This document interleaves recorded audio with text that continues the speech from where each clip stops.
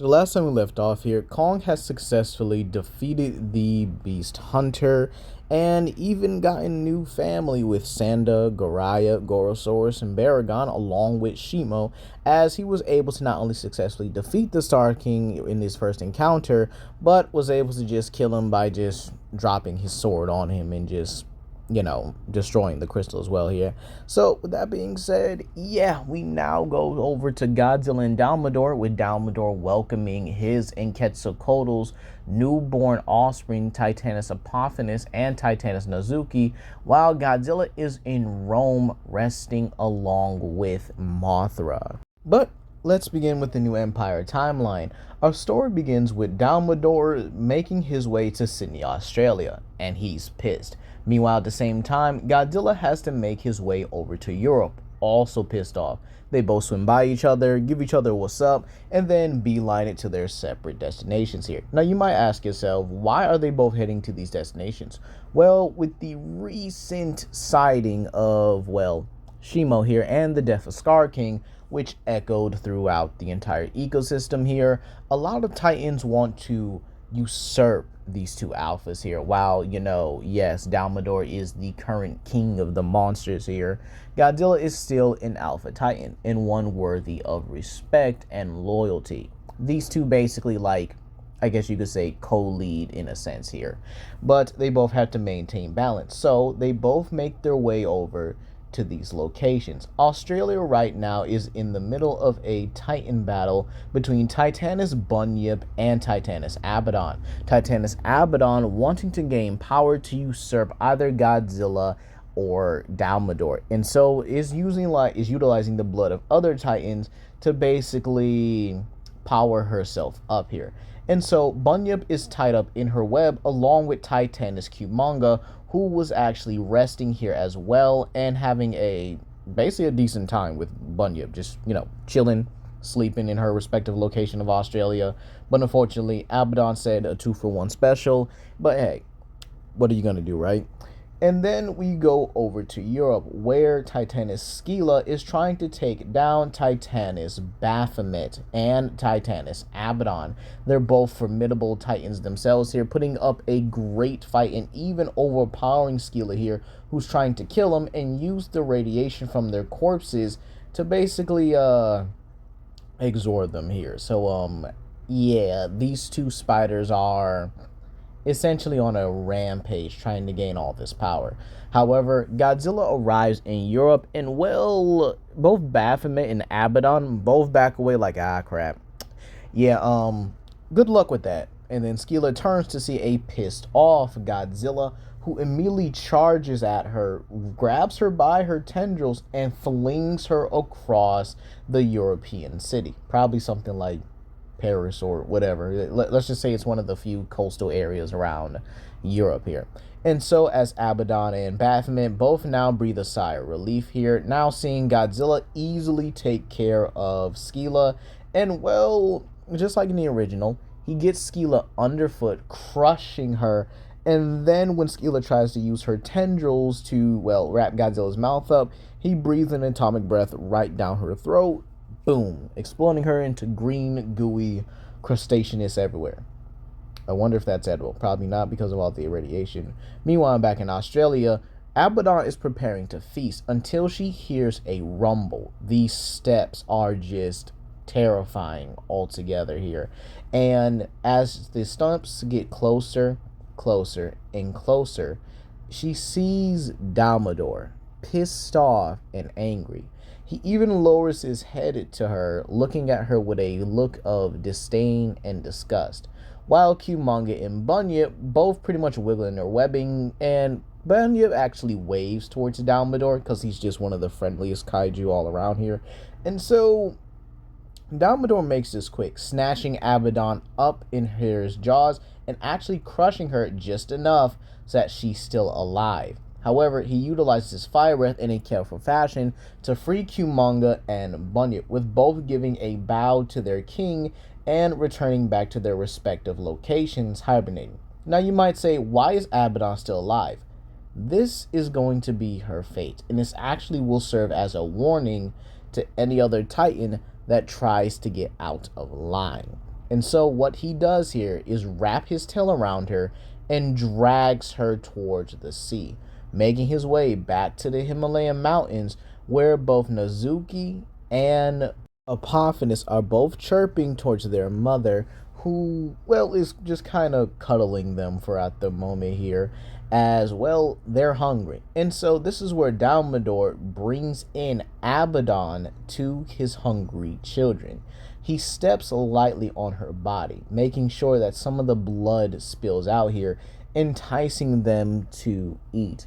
And Abaddon can only look on in fear as Quetzalcoatl moves away from her children and moves to the side of her husband as her children lunge at Abaddon, eating her alive.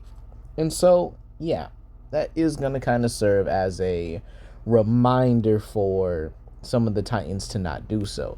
Now you might say, isn't that kind of cruel? And in all honesty, I would say both yes and no.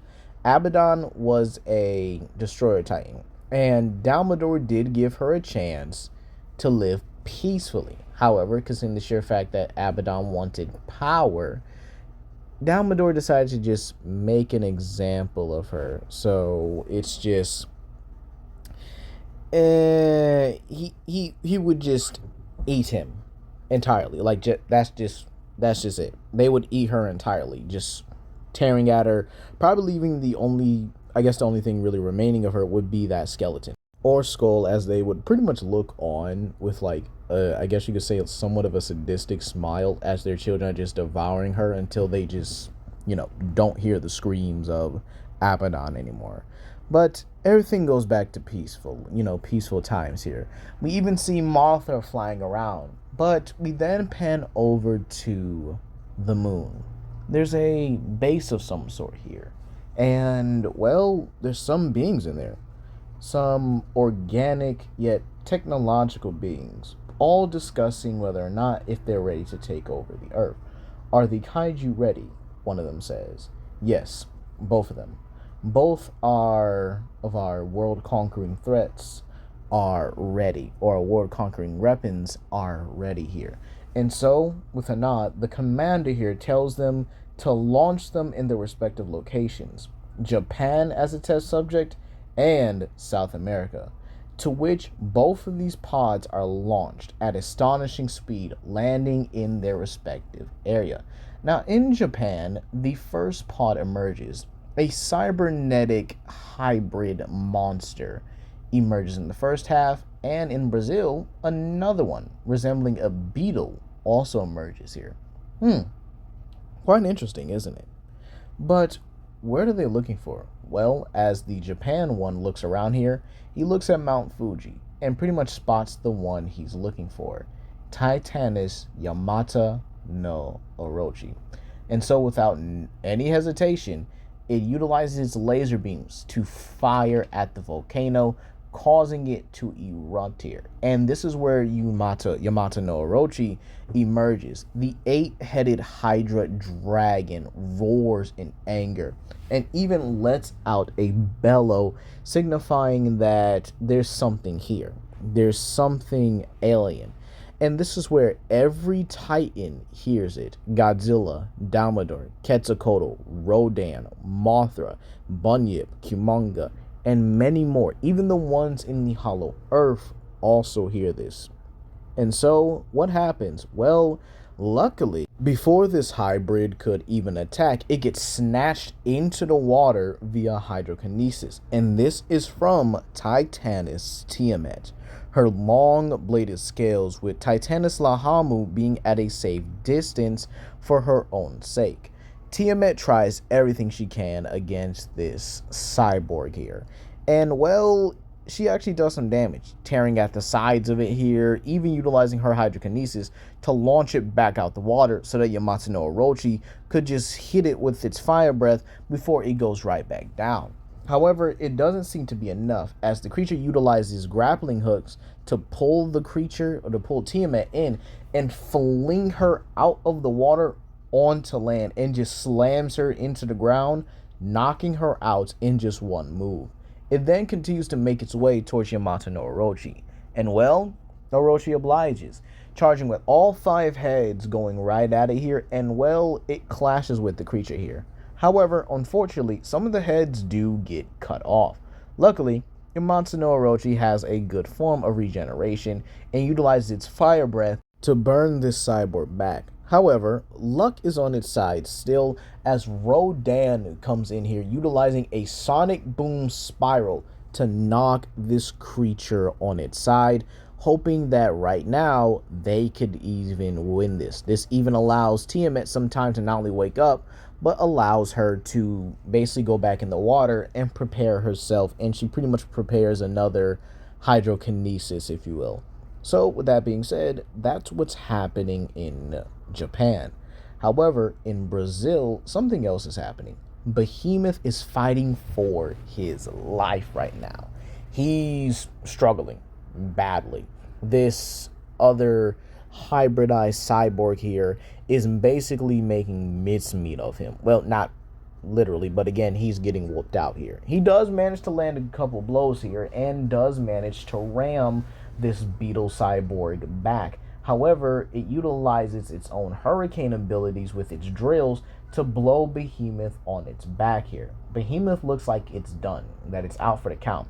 However, a rolling ball of doom slams into the back of this cyborg here, and well, it's revealed to be Anguirus. And so Anguirus utilizes the opportunity to burrow beneath this alien here and then comes up from the side, or comes up from pretty much just underneath here, utilizing another roll attack to knock the alien back. It then looks at Behemoth asking if it's okay, and Behemoth manages to get himself up. And so they both begin to tag team this alien beetle here, but unfortunately it's still a little stronger than they anticipated. Everything they try is pretty much met with a easy and simple retaliation. An energy blast, a energy bomb, and then a drill attack, which Anguirus has to completely block for Behemoth with its hardened back. However, luck is still on the kaiju side as another kaiju appears, this being the Golden Guardian Hound, King Caesar. Utilizing his own martial arts and devastation, he's able to put up the best fight he can, and even being able to use a fastball special in a way on it with Anguirus, and then Behemoth adding to, well, the instability of it, and just utilizes his own tusk to trip up the alien, causing Anguirus to pretty much tumble right into the face of it as well. So these 3 creatures, or these 3 kaiju, are having the upper hand. But that is for now. As both fights pretty much progress, we would get shots of a back and forth moment where these aliens begin to overwhelm the 3 kaiju that they are respectively fighting until they are both hit in the back with their respective attacks.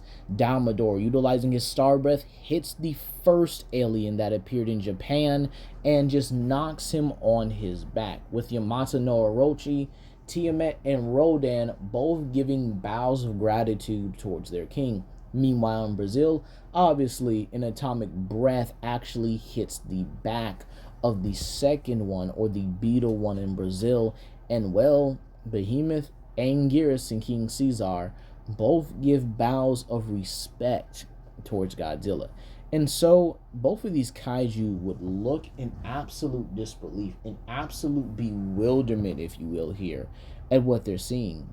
A techno-organic hybrid? Is this something the humans did? No, this can't be here. But nevertheless, they still have a job to do, and they still have their own people and humanity to protect. The battle ensues, with none of the kaiju pretty much providing any support until their respective leaders says so.